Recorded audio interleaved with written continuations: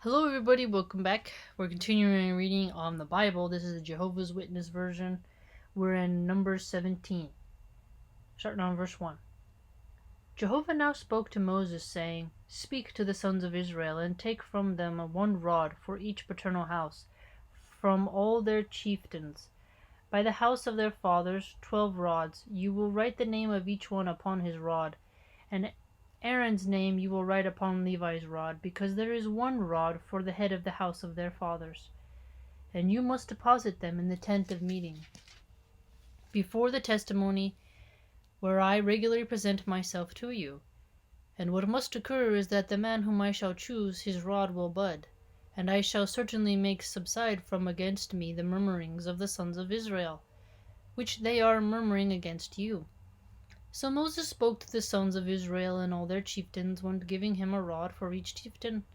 A rod for each chieftain by the house of their fathers, 12 rods, and Aaron's rod was among their rods. Then Moses deposited the rods before Jehovah in the tent of testimony.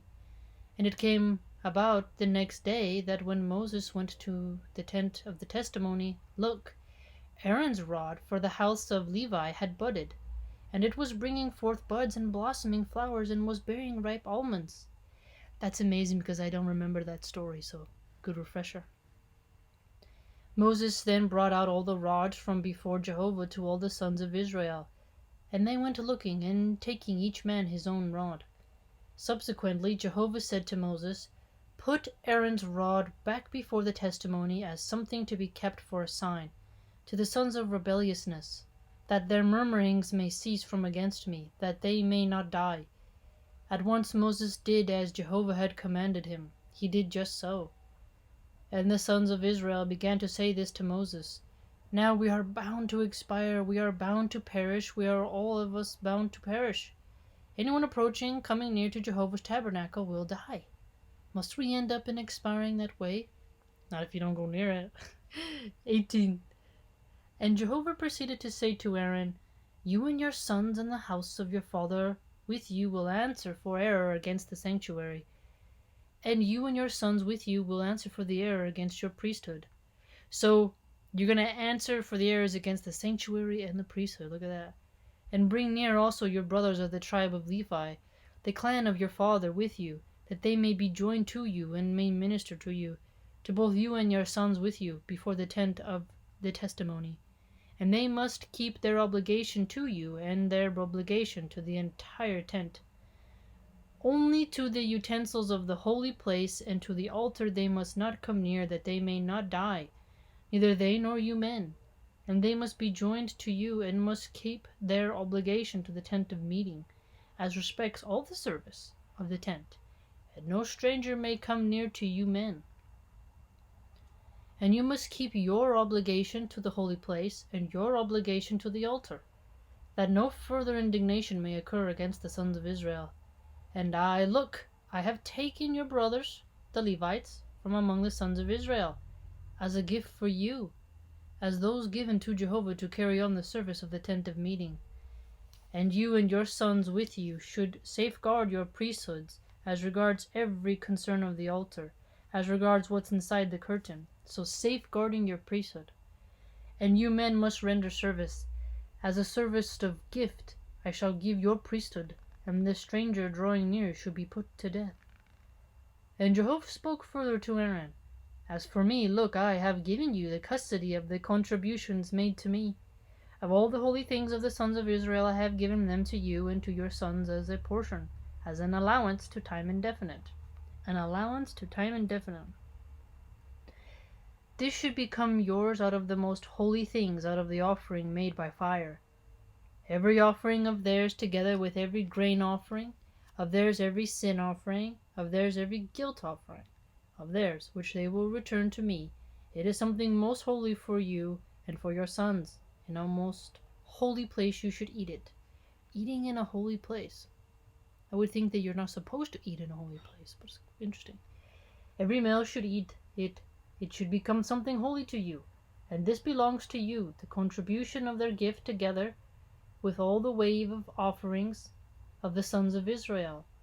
I have given them to you, and your sons, and your daughters, with you, as an allowance to time indefinite. Everyone clean in your house may eat it. All the best of the oil and all the best of the new wine and the grain, their first fruits, so the wine, which they will give to Jehovah. I have given them to you.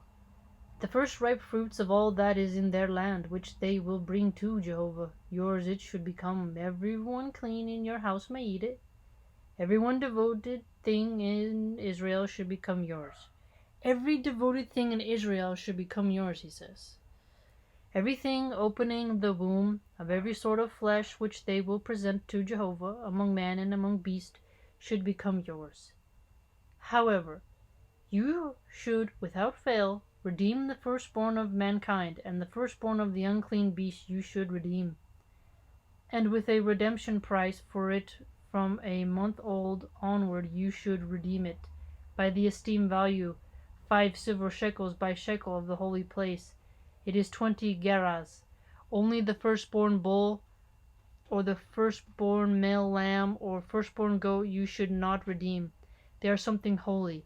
Their blood you should sprinkle upon the altar, and their fat you should make smoke as of an offering made by fire, for a restful order to Jehovah.